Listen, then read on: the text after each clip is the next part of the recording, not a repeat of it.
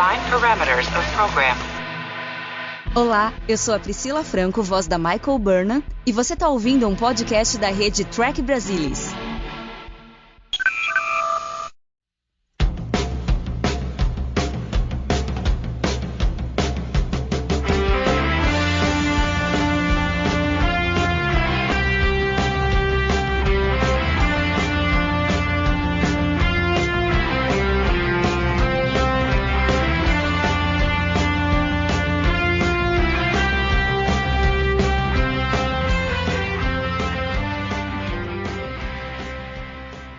Olá, sejam bem-vindos ao Balde do Odo, um podcast da rede do Trek Brasilis para falar sobre Deep Space Nine, a melhor série de Jornada nas Estrelas. Hoje nós vamos falar sobre o 14º episódio da primeira temporada, Progress. E aí nós já estamos com ele finalizando 3/4 da primeira temporada e vão ficar faltando somente 5 episódios. Felizmente, ao contrário dos últimos que a gente teve, Progress é um excelente episódio. Eu gosto demais dele. Mas vamos ver o que os meus colegas de balde do Odo, meus amigos Niners, têm a dizer. Luiz Castanheira, seja bem-vindo. Bom estar aqui, como sempre. Alexandre Bortolucci. Olá a todos. E Fernando Odo Rodrigues. A gente ainda não tem nenhum Latinum. Não, nem vamos ter até o final desse episódio. Em compensação, a gente descobriu que o Morn tem 7 ou 8 fios de cabelo duro na testa dele e que a Dax acha isso super fofo. Sexualmente falando. Progress tem 2 tramas. A trama A principal, que se estende ao longo do episódio inteiro, e uma trama B menor, mas não menos importante, que também é interessante. Só dando assim um resuminho básico inicial do episódio, para quem faz muito tempo que assistiu e não se lembra do que acontece, a gente começa uma interação entre a Federação e Bajor para proporcionar mais energia para Bajor, e aí eles estão fazendo algumas coisas na 5ª lua, Gerador, que eles estão fazendo uma transferência de energia em grande escala, estão lá perfurando o núcleo, vai sair um monte de gás tóxico, e eles fizeram a evacuação do pessoal que tinha ali, tinha, sei lá, 40 e poucas pessoas morando na Lua. Só que aí a Dax e a Kira estão fazendo uma última varredura lá pelo planeta e descobrem que 3 bajorianos ficaram para trás. E aí começa o drama da Kira, porque os 3 não querem ir embora, principalmente o mais velho, Mullibok, e ela tem que, de qualquer jeito, tentar convencê-lo a sair, porque ela não quer, de jeito nenhum, obrigá-lo a sair de lá. Ela quase arrisca perder, né, acabar com a carreira dela ao ficar lá na Lua, tentando convencê-lo, ao invés de fazer o que foi mandado, né, pelo ministro bajoriano, que é tirar o cara de uma vez dali. Enquanto isso, na trama B, a gente tem o consórcio Noah-J. O Nog e o Jake, eles escutam o Quark bravo porque ele recebeu 5.000 sachês de molho Yamok cardassiano e ele não tem mais o que fazer com esses molhos, dado que não é mais ocupação, quase não vem nenhum cardassiano na estação. E aí o Nog consegue convencer o Quark dele dar um jeito no molho e eles tentam vender esse molho para conseguir Latinum. Só que eles não conseguem vender, eles acabam trocando pelos famosos Self-Sealing Steamboats, que são os pinos autovedantes. E aí eles também não têm o que fazer com isso. Mas aí eles conseguem trocar por um pedaço de terra. E que no fim, isso acaba sendo uma grande oportunidade.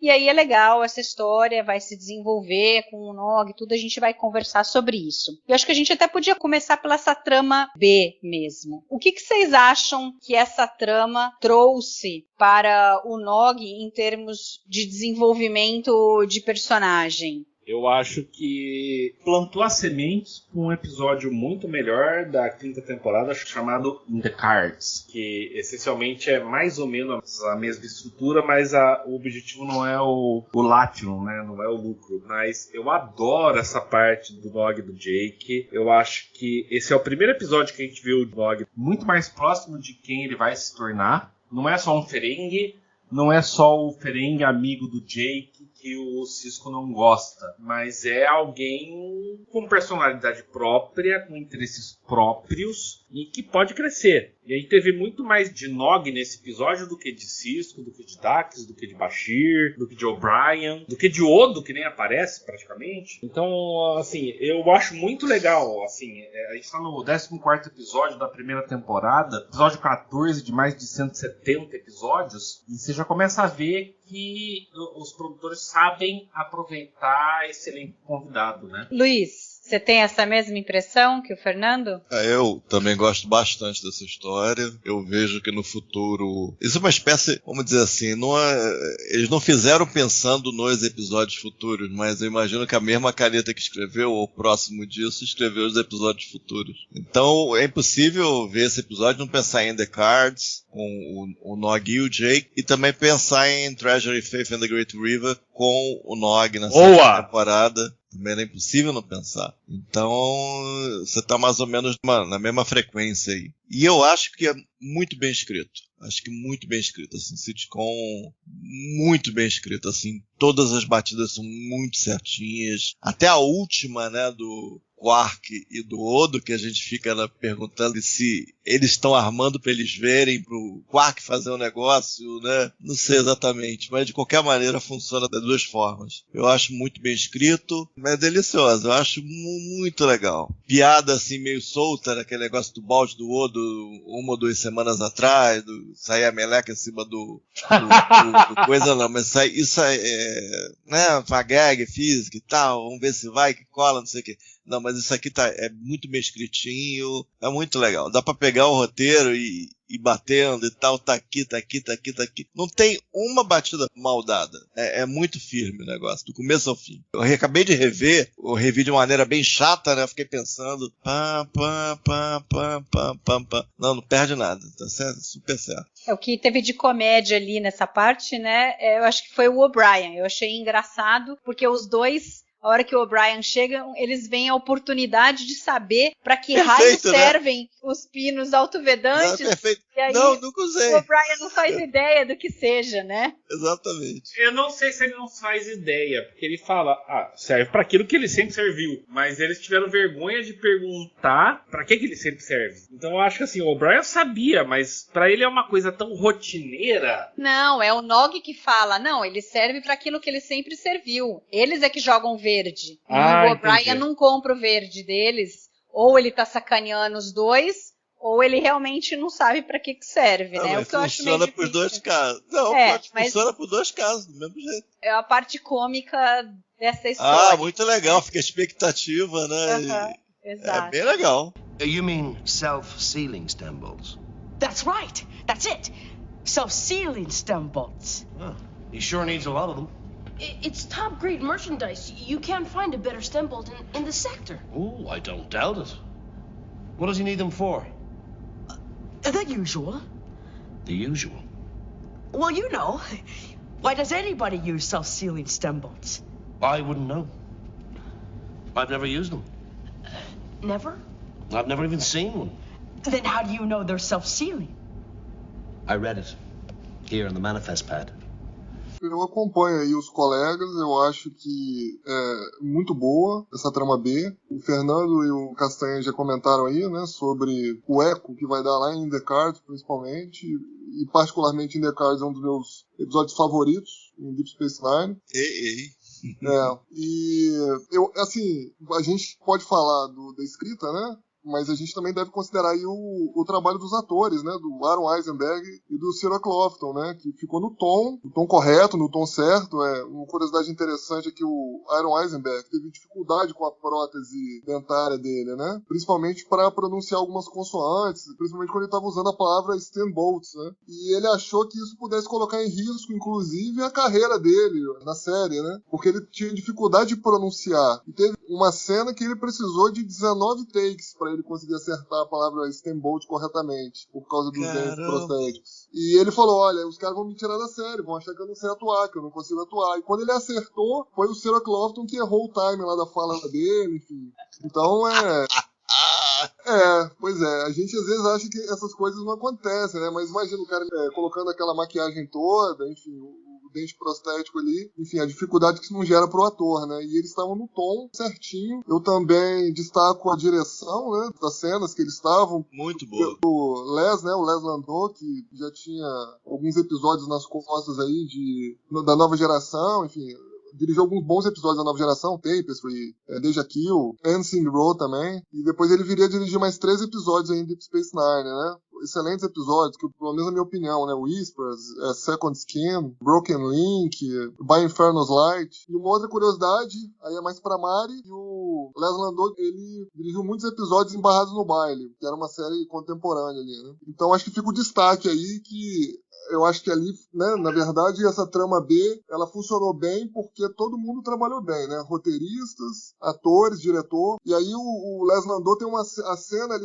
final, né, dessa trama B, que é os meninos chegando para conversar com o Quark no bar. Você vê como que é a diferença, né, quando o diretor sabe o que tá fazendo. Que ele coloca a câmera ali no local do computador que o Quark tá manipulando. Então você pega a visão do computador cortando também por uma câmera lateral. Então ficou bem interessante a construção dessa cena, pegando de frente a reação do Quark e a reação dos meninos também, e depois a câmera mais lateral pegando um close, né, do Quark ali. Então achei bastante interessante essa trama B. Eu gosto muito dessa trama, porque a gente vê assim, o Nog sempre teve uma grande preocupação como um Ferengi, porque o pai é um Ferengi diferenciado, né? E a gente vai ver isso mais pra frente melhor, a hora que desenvolverem mais o Ron. Ele não é o cara muito ligado em conseguir dinheiro, né? Ele não é bom. A gente pode dizer que ele não é um bom Ferengi, né? Ele se tornou um bom engenheiro. E aí é legal porque a hora que ele vê o negócio da oportunidade, não ficou claro, eu fiquei na dúvida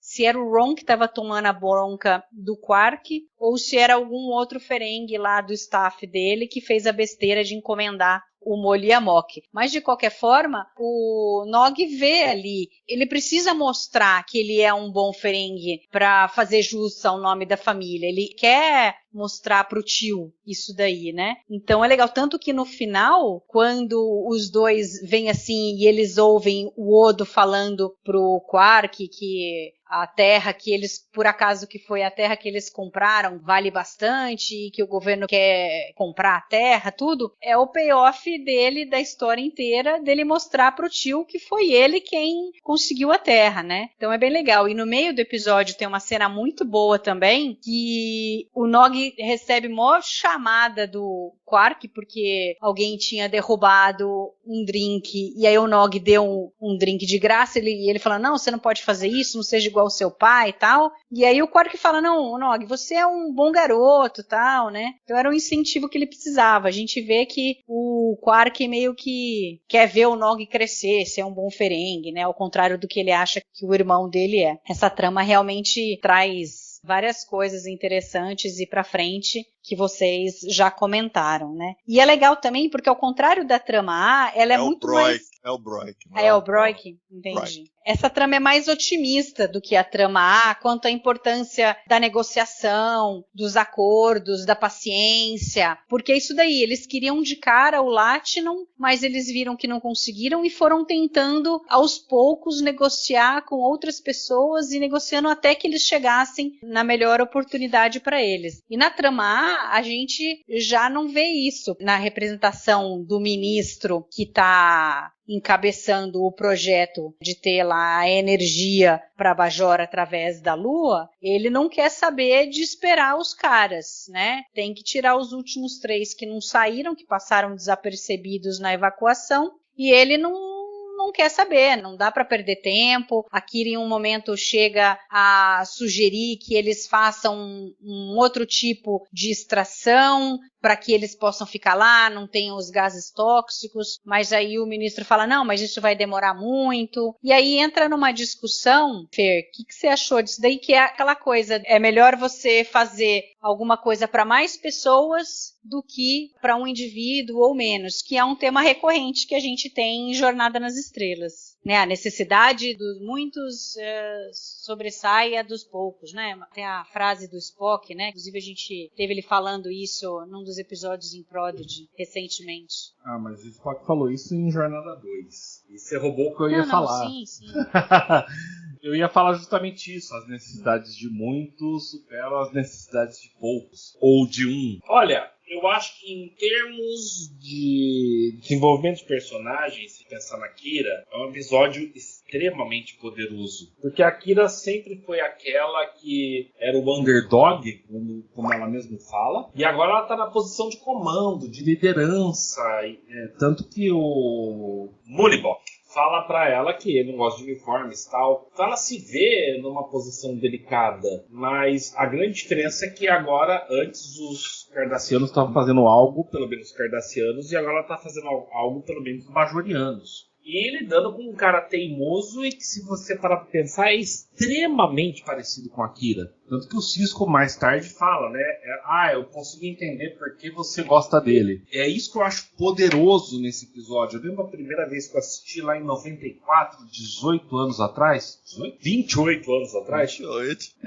Tamo velho aqui. É só os velhinhos conversando de Star Trek. E eu lembro que eu gostei muito do episódio. E eu continuo gostando muito do episódio. Eu acho só que a história do Molidok se arrasta um pouquinho mais do que devia. Mas tirando isso, eles estão gravando na porcaria de um estúdio. E se você olhar a iluminação e tudo mais, parece que eles estão no sol. Parece que eles estão sob a luz do sol. É um trabalho muito bom. A sensação que eu tenho, assim, que eles... realmente o que você falou é muito certo, né? É um episódio fenomenal para o crescimento da Kira. Nessa primeira temporada a gente já teve logo no início o Past Prologue, e aí desde então a gente teve pouca coisa assim para ela tão significante, e realmente Progress dá um salto muito grande. E é interessante ver assim, porque ela não tem saída fácil. O episódio não passa pano. Ela tem que escolher ali o que ela tem que fazer, e nenhuma das escolhas é fácil e vai dar certo. Tanto que no final ela esperava que o Mulibok entendesse e ele não entendeu. Ela teve que levá-lo à revelia dele. Castanha, como que você vê essa faceta da Kira, né? Porque o Mulibok colocou-a num beco sem saída. Porque aí ele fica no cerne da questão assim dela, né? De todas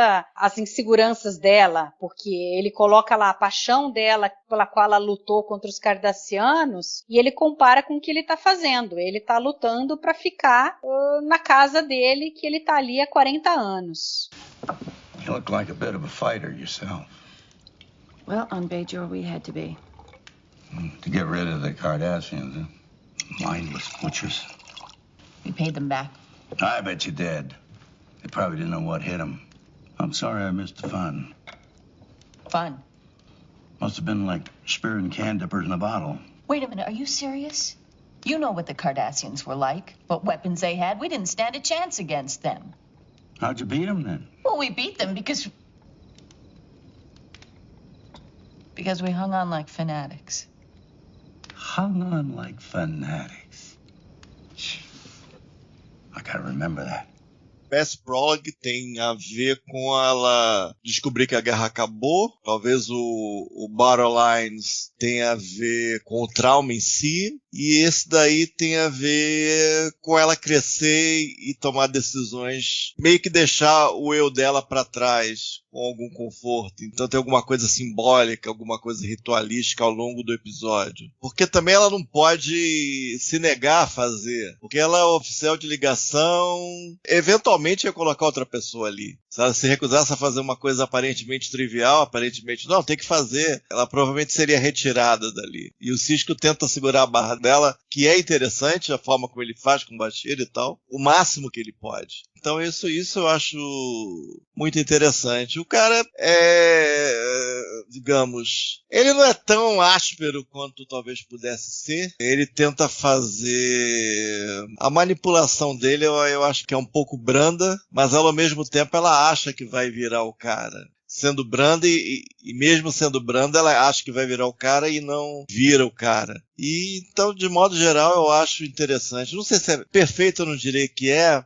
Eu acho que fazer no estúdio, simular a externa, é o que dava pra fazer na época, e o padrão que eles tinham era esse e tal. Tem umas coisas, o final do teaser é meio esquisito, com aqueles ancinhos ali, acho meio bizarro aquela cena ali, e algumas partes não acho perfeito, mas eu acho bastante bom, não me incomoda o ritmo, eu não sou um cara de ter necessidade de ação tradicional, eu deixo eles falando e tal, eu acho muito legal quando ela tira a túnica e fica ali, depois que ele se machuca, a gente começa a pensar que eventualmente eles pensam, não, mas ela teve um pai que ela não pôde ver os últimos momentos, aí em outro momento ela faz aquilo por um cardassiano, né? Então também é uma coisa que tem a ver com a personagem, a gente vê aquela coisa, pode não ter sido pensado, mas saiu da mesma caneta de certa forma. Então acho que tudo isso contribui, e a cena com o Cisco eu acho muito legal. Eu acho que é verdadeira, mas de certa maneira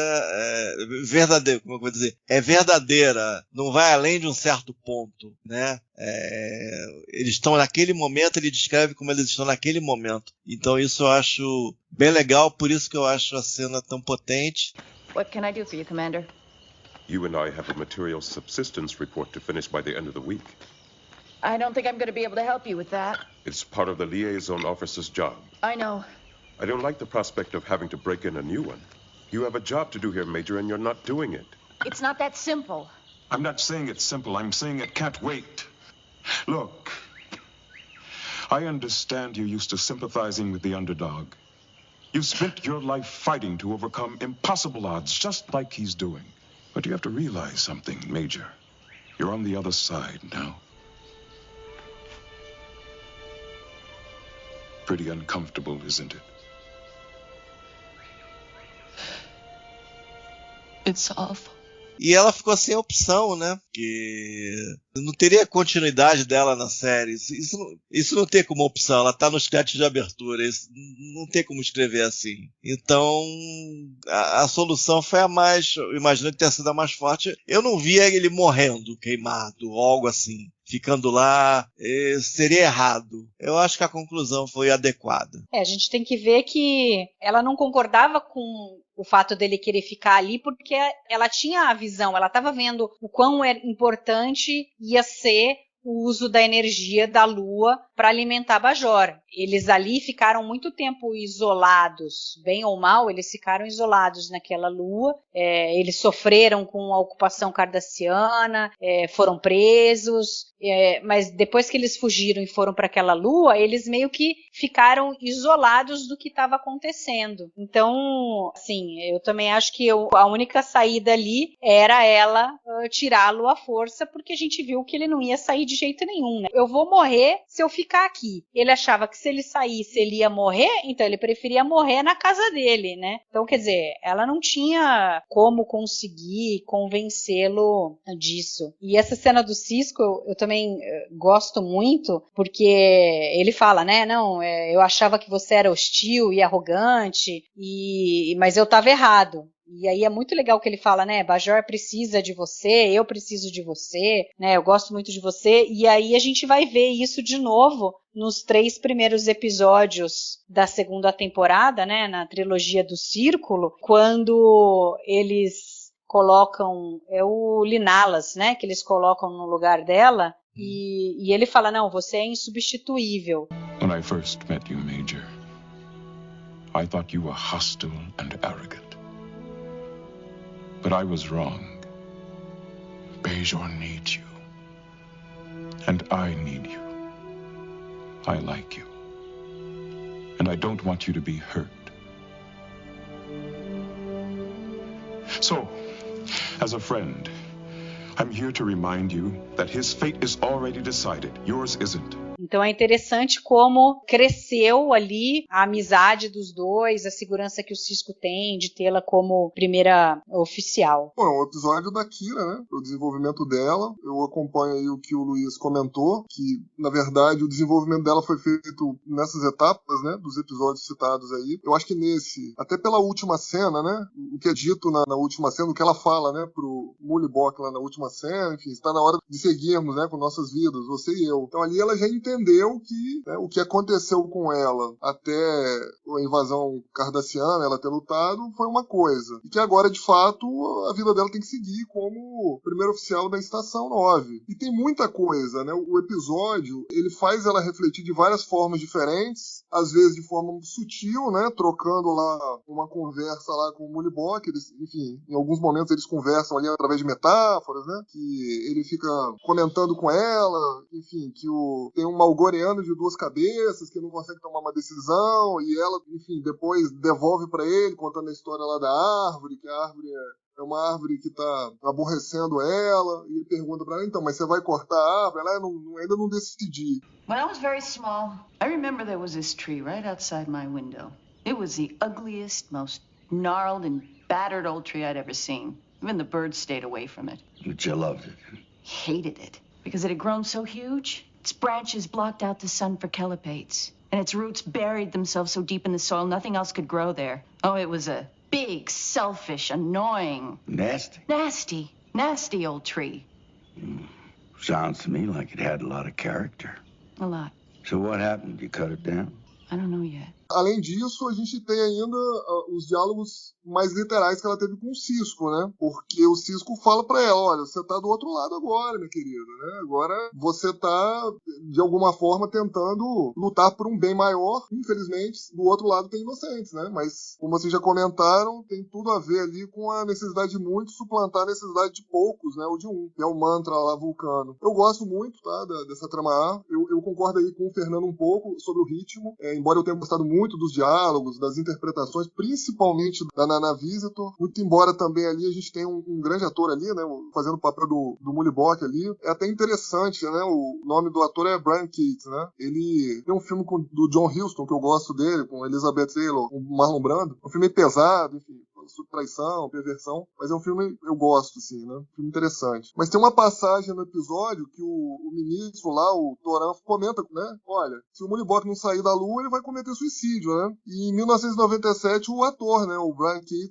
interpretou o Mullibok, ele de fato cometeu suicídio, né? Em junho de 97, porque uma filha dele tinha cometido suicídio mais ou menos 2 meses antes. Ele estava com câncer terminal e com os problemas financeiros. Aí ele, infelizmente, acabou tirando a própria vida, né? Mas falando, assim, um pouco mais da história, né, dessa trama A gente tem aí, na verdade, uma trama relativamente parecida com o que teve lá na Nova Geração, o segundo episódio da 3ª temporada, The Dancings of Command, que é um episódio focado no Data, né? E a diferença que você consegue perceber é que, apesar da decisão mais dura ter sido tomada nos 2 episódios, o Data, como é um androide, não teve nenhum drama de consciência para tomar a decisão mais pesada, que foi destruir lá o aqueduto, né? No caso do episódio da Nova Geração. E nesse de Deep Space Nine, a gente teve todo o tour de force aí da Kira, né, para chegar na decisão que era mais acertada de fato, né? E nesse caminho a gente teve aí, como eu disse, uma interação excelente aí entre os 2 atores, né, os 2 personagens ali, enfim, uma troca bacana, a gente teve, nossa, vários diálogos incríveis ali, enfim, várias citações, né, várias falas incríveis ali. Ele provoca ela bastante, né, mas como é que vocês conseguiram livrar dos cardassianos? Aí ela falou, a gente resistiu como fanáticos, né? Ele, é mesmo? Entendi. Tipo assim, eu vou resistir aqui também, minha querida, como um fanático. Isso entre outros diálogos, então é muito interessante, né? Mas falando um pouco desse episódio rapidamente da Nova Geração, que o O'Brien participa desse episódio, a bizarrice no episódio lá da Nova Geração é que o O'Brien participa, toca violoncelo, isso nunca mais aparece em Jornada, e o O'Brien não fala nada.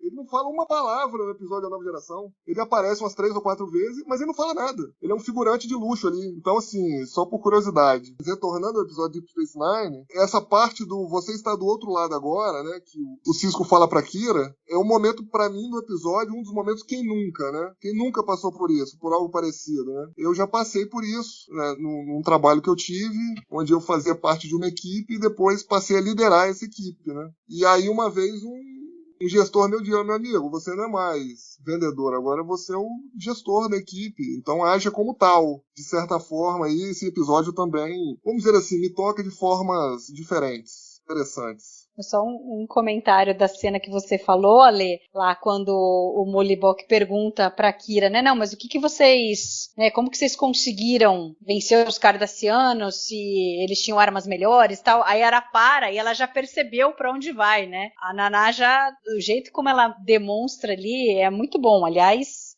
ela tá excelente nesse episódio. Ela fez um trabalho muito bom. Ô Fer, agora me diz uma coisa, porque o Peter Alan Fields, que foi quem escreveu o episódio, né, a história dele, ele fala que ele queria um Molibok menos simpático e mais manipulador. Que ele achou que no fim ele ficou mais brando, por exemplo, quando ele pergunta pra Kira qual que é o nome dela, pra tratá-la pelo primeiro nome, né, ao invés de, porque ela responde, não, meu nome é Major Kira, e ele fala, não, seu nome, né, ela fala Nerys e tal. Well, what do they call you, dear? I'm Major Kira. I'm in charge of evacuating all... Your given name. Nerys. Nerys. Você sentiu isso daí ou você acha que a maneira como ficou foi boa, porque daí trouxe um problema a mais, uma bagagem a mais para Kira ter que lidar, porque ela ficou afeiçoada, né? Ela acabou se solidarizando com ele. E aí o que tornou mais difícil é para ela ter que fazê-lo sair à força no final. Não, exatamente. Eu não acho que o Molibok ficou muito macio. Ele é manipulador, a gente percebe isso no episódio, mas acaba soando mais natural, entendeu? Parece que ele tá tentando manipular a Kira porque ele quer ficar lá, mas não é que ele é uma pessoa ruim. Eu acho que isso foi um ganho pro episódio. Aliás, até hoje, toda vez que eu assisto, eu vejo o Molibok e eu penso no Anthony Hopkins com maquiagem cardassiana. Eu acho que foi um ganho muito grande pro episódio. Eu acho que enriquece. Se ele fosse só um filho da puta tentando manipular as coisas, a Kira não teria caído. A Kira é mais inteligente que isso. A Kira é mais experiente que isso. Então, eu acho que da forma como eles fizeram, é óbvio que ele está tentando manipular ela. Muito claro que ele está tentando manipular ela. E o que a gente vê é simplesmente as reações da Kira de ter que lidar com aquilo. Porque ela se sente um cardassiano realocando pessoas. Eu acho que o episódio ficou muito mais poderoso por causa disso. Eu não acho que ela se sinta como cardassiano. Eu acho que ele a faz sentir. Sim, quando ele faz sim. as comparações. Porque quando ela chega lá, ela não tem isso na cabeça dela. Que ela tá fazendo, Mari, que ela tá agindo como os cardassianos. Mari, mas é interessante essa dica. Não, eu concordo com você. Não é que ela desde o começo tá se sentindo como cardassiano. Ele a faz sentir assim. O decorrer do episódio faz com que ela se sinta assim. Então, assim, mas é só a gente entender o que tá passando na cabeça da Kira naquele momento, entendeu? Sim. Então, só pra dizer que eu tô me sentindo Capitão Romulano em Balance of Terror, lá da série clássica. O Fernando já leu os pensamentos na minha cabeça 3 vezes nesse podcast. Quando ele falou em In the Cards, quando ele falou sobre a necessidade de muitos suplanta a necessidade de poucos ou de um, e essa agora... Isso foi a Mari. Isso foi a Mari. A Mari que trouxe primeiro as necessidades de poucos para a necessidade de um. Então tá, mas o Anthony Hopkins também, que eu tava escrito aqui pra falar. Então, não dá, né? Eu tenho só uma observação, é que teria que ter um teto pra manipulação dele, né? Afinal, ele é um camponês, basicamente os companheiros dele são mudos. Então, também ele não poderia ser o Garrick da manipulação também. Teria que ser algo... Será que foi aí que surgiram... com teto aí, entendeu? Porque ele é um camponês, mal fala com alguém. Eu acho que, como a fala dela com o Sisko mais tarde, eu acho que ficou de acordo. Ele é isso, ele vai até esse ponto, o Sisko e ela estão nesse momento, eles vão falar nesses termos. Então eu acho que a coisa ficou funcional por causa disso. O pessoal pensou direitinho em colocar as pessoas nos seus... respeitar as posições e a vida pregressa de cada cada um. Inclusive, ele é até um pouquinho repetitivo nas metáforas, na forma dele tentar dar uma beliscada nela, entendeu? Então, ao invés de parecer, como é que eu vou colocar, repetitivo ou não muito agudo, acaba ganhando uma verdade maior. Então, isso eu acho o mérito do episódio, inclusive. A parte técnica da coisa, vocês pensaram, algo soou errado para vocês? Utilizar o núcleo da Lua para gerar energia? Ou não importou? Não. Alguém pensou nisso? Eu pensei em Praxis. Foi isso que eu pensei. Pensei em Praxis, que era a fonte de energia dos Klingons lá no planeta deles. E eu só pensei, isso vai dar merda no futuro. Não, que eu fiquei pensando, será que eles não teriam outra fonte de energia no planeta? Será que eles não têm rio, não tem outra coisa para usar no próprio planeta? Ou será que os cardassianos, eles próprios, fizeram alguma cagada no planeta para impedir isso? Eles também não mencionam, né? Eles não mencionam. Porque o ministro sugere que eles têm que se mexer logo, que tá faltando, né? Não, tá faltando energia. Castanha, eu concordo com você, mas... Sim, a gente pensar, deve ter rios em Bajoran, deve ter quedas d'água e tudo mais. Bajor deve ter energia geotérmica, mas a gente não sabe qual é a necessidade de uso de energia no século 24. Então, isso nunca foi um problema para mim. O meu problema foi lembrar de Praxis. Tá, tudo só bem. Isso. Não, eu só tô perguntando para ver se essa parte técnica alguém... E quando ela fala aquele negócio de fase, não sei o quê, eu entendi que fosse uma coisa mais, talvez mais sustentável, você fazendo dessa maneira não ia explodir tudo, ia sair os gases venenosos, ia comprometer a biosfera da Lua, né? Tem uma biosfera ali, parece Bajor a Lua, né? Inclusive. Sim, mas espera, Castanha. O que eu entendo é que isso tudo é uma technobabble para justificar a trama e a gente conhecer mais a Kira, conhecer mais o Cisco. Não, com certeza. Só perguntei se isso atrapalhou a experiência de alguém. A Lei e Mari podem falar. Para mim, eu não fiquei pensando... No meu caso, não. Eu não fiquei pensando, raciocinando muito sobre isso. Eu só pensei em Praxis, porque quando eu assisti a primeira vez, Star Trek 6 estava muito fresco na minha mente. Mas tirando isso, eu sempre entendi como, ok, isso é um veículo para Kira. E em segundo plano, é um veículo para a relação dela com o Cisco. Não sei se o Ale e a Mari vão concordar comigo. Então, o que eu acho, tá? Quando eu assisti o episódio a primeira vez, a analogia que eu fiz foi, né, se fosse a gente transportar para nossa realidade, seria os caras eventualmente desviar um rio para fazer uma represa e ter que desmobilizar as pessoas que moram naquele local, como isso acontece com bastante frequência, né, no mundo que a gente vive hoje. E aí o restante é o que o Fernando falou, né? Na verdade, é um drama artificial, né, que foi gerado ali exatamente para a gente ter a história do episódio. Não me incomodou, tá? E nada. É o que a gente tem que pegar o histórico. Não é falado, mas a gente pode supor que os cardassianos, quando deixaram Bajor, muito provavelmente destruíram toda a infraestrutura principal que se tinha ali. E agora, Bajor está se reestruturando e está precisando de energia. O Ale falou bem, se você vai fazer ali uma hidrelétrica, você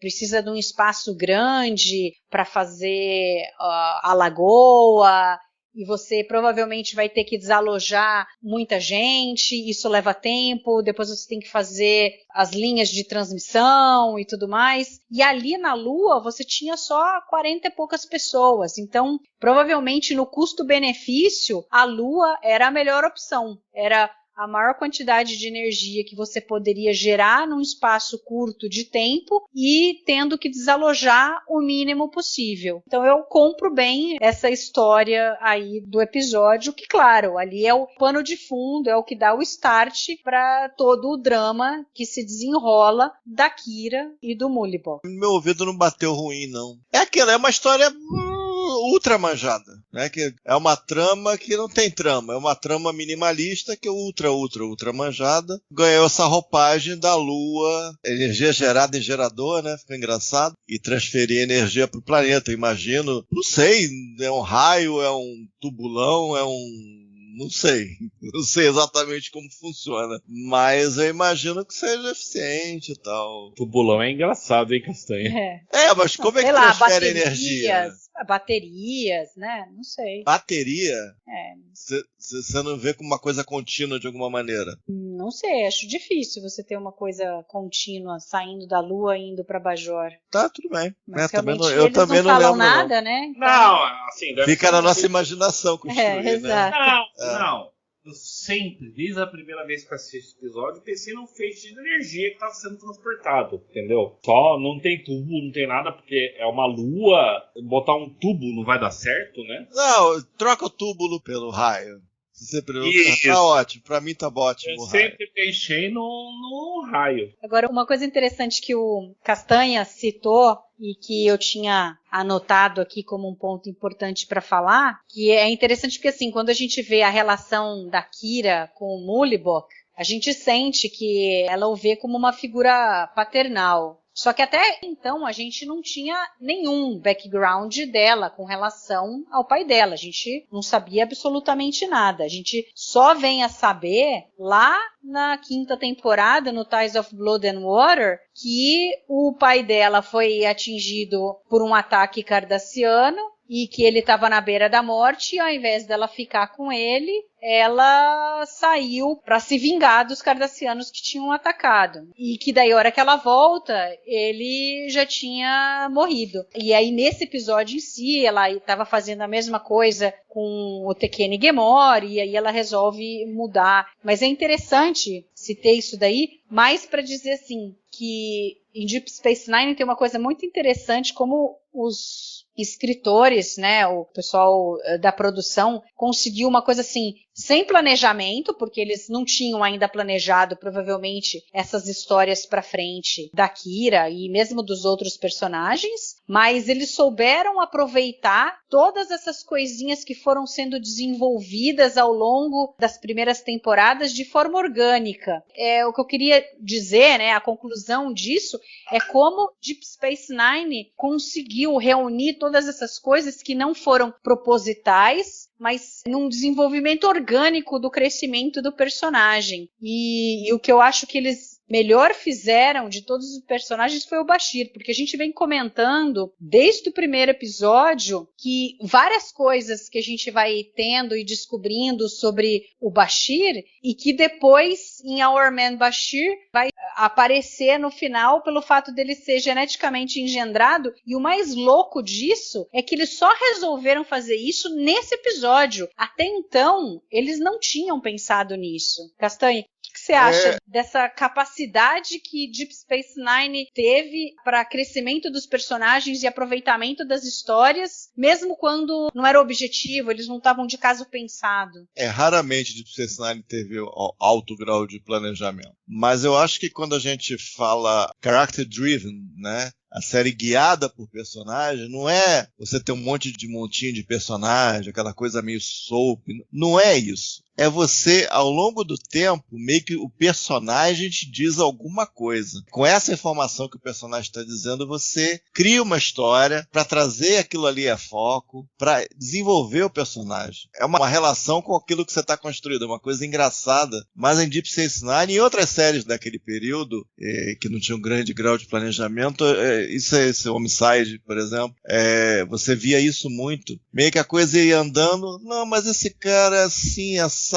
Aí você fazia uma história que desnudava aquilo. Não é que é mesmo e tal. Aí é meio que essa mágica, meio que você observa o próprio trabalho, né? E isso eu acho muito interessante. E o Cincinnati fez isso em diversas vezes. A coisa do Bashir, corrigindo o nome do episódio, é Dr. Bashir, I presume, da quinta temporada.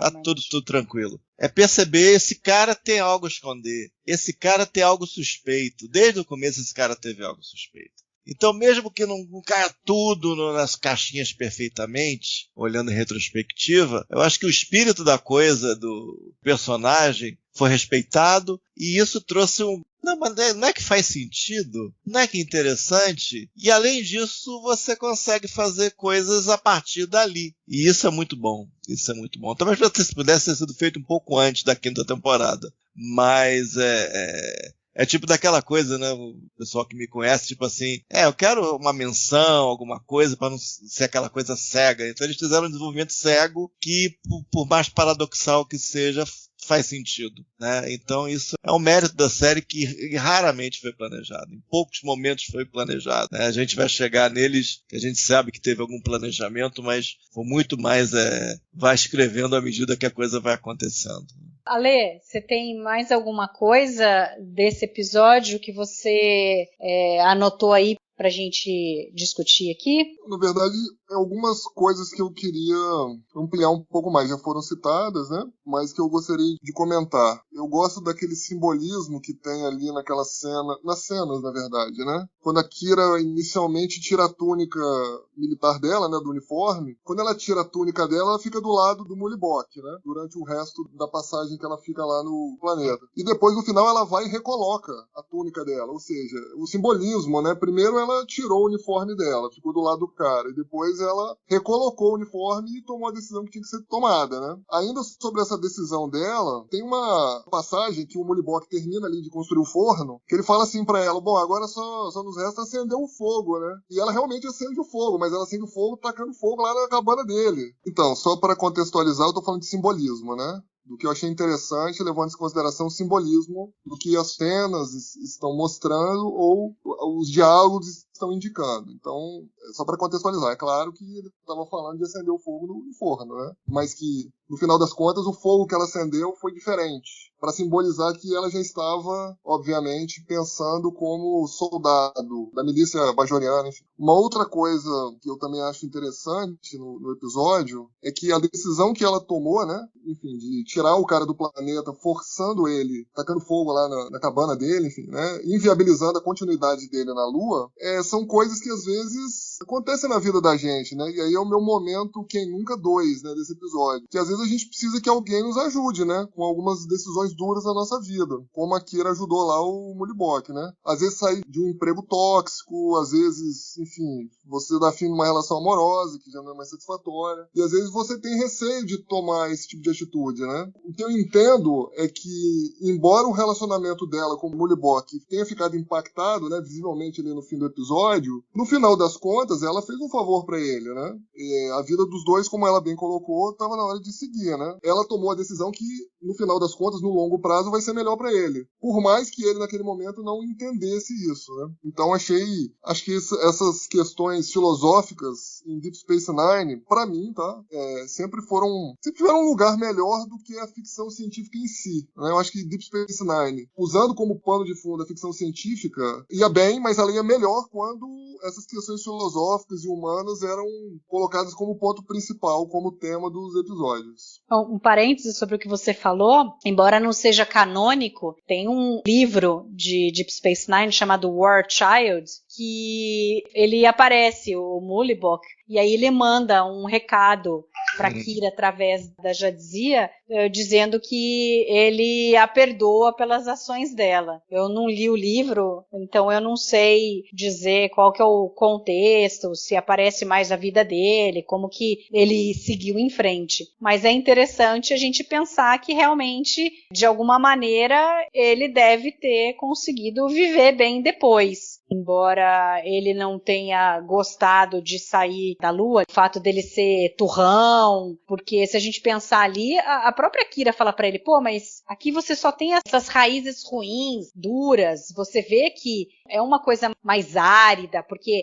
é florido ali, você tem um pouco de planta em volta da casa, mas quando você olha meio pro longe assim, parece ser uma coisa mais árida, né? Não é uma coisa industrializada, com certeza eles sempre tiveram dificuldade, então é de se esperar que no fim a vida dele passou a ser melhor do que era ali na Lua. Tem mais alguma coisa, Lê? Ou era isso daí que você tinha pra falar? Não, era só isso mesmo. Não, e eu concordo com você, eu gosto muito quando Deep Space Nine faz esses paralelos, né, de colocar coisas da vida que nos tocam, que fazem a gente refletir sobre a nossa própria condição e a gente se vê muitas vezes ali nos personagens. E o fato de Deep Space Nine ter esse viés serializado ajuda muito nisso, né? O que a gente não tinha até então em Jornada nas Estrelas. Fernando, e você? Você tem mais alguma coisa que você gostaria de comentar com relação ao episódio? Não, só que é a primeira vez que aparece em Deep Space Nine algo que ficou na memória coletiva dos Niners, Self-Stealing Steamboats. Certamente. É engraçado que apareceu nesse episódio e acho que marcou para sempre isso daí. E você, Castanha? Não, tá tranquilo, acho que tá bem comentado. Tá bem coberto, acho que todos os pontos. Satisfeito. E aí, a história da Kira dessa primeira temporada, o Castanha falou bem, né? Do Past Prologue, onde ela tem que perceber que a ocupação acabou. Depois a gente tem o Battle Lines, que ela tem que ficar em paz com os atos que ela cometeu, com a raiva toda que ela tem dentro dela. Ela tem que ficar em paz com isso. Nesse episódio, ela tem que ver a nova posição dela hoje. Ela não é mais uma terrorista, agora ela faz parte do governo, ela faz parte de uma instituição. E aí isso vai se fechar, né? Daqui 3 episódios a gente vai ter o Do It. Assim, para mim é o melhor episódio de Jornada nas Estrelas. Ela vai ter que se ver em paz com a relação que ela tem com os cardassianos. Então eu acho que essa primeira temporada, assim, se a gente fizer um recap dela, a personagem da Kira é a que melhor foi desenvolvida ao longo dessa temporada. A gente tem muita coisa interessante sobre ela. Então agora vamos para o momento final, que são as notas. Ale, que nota que você dá para o episódio? Eu gosto desse episódio, eu dou 3 estrelas. Eu não dou uma nota melhor porque, de fato, eu acho que o ritmo poderia ter sido um pouco mais dinâmico. Fernando? Eu dou 3 estrelas e meia de 4, pelo mesmo motivo que o Alexandre. O ritmo podia ter sido um pouco melhor. Castanha? Eu tô em dúvida entre 3 e 3,5. I don't know. Entre os dois existe 3,25, Castanha. Não, é de meio e meio, então fica muito ruim. Tem algumas pequenas coisas. É porque eu acho que, a termos de polimento, a trama de sitcom do Nog e do Jake é mais polida, eu acho. A da Kira tem mais um pouco de aresta, né? Então fica essa dúvida. Mas é sólido, episódio bom. A gente pegou uma sequência de episódios bem ruins, inclusive. Então acho que pegar um que é bem mais forte já dá uma aliviada, né? Que putz, a gente pegou uns que foram difíceis. Show, eu dou 3 estrelas. Paul Lynch! Não, esse já foi. A gente conseguiu exorcizar o cara. Esse já era. Eu dou 3 estrelas também. Eu acho que desde o piloto, o Progress é o melhor episódio até agora e só vai ser batido por Do It e eventualmente no último da temporada, que eu faz tempo que eu não vejo, preciso rever o In the Hands of the Prophets para fechar essa questão. Mas gostaria então de agradecer você que está ouvindo a gente. Muito obrigada. Não deixe de comentar lá na página do Trek Brasilis. A gente está sempre por lá, lendo as mensagens. Gosta bastante de ouvir o feedback de vocês. E gostaria de agradecer aqui meus amigos Niners. Odo, obrigada. Oi! Castanha. Obrigado a vocês. E a Lê? Eu que agradeço a participação mais uma vez e até a próxima. Então, pessoal, muito obrigada e até daqui 15 dias.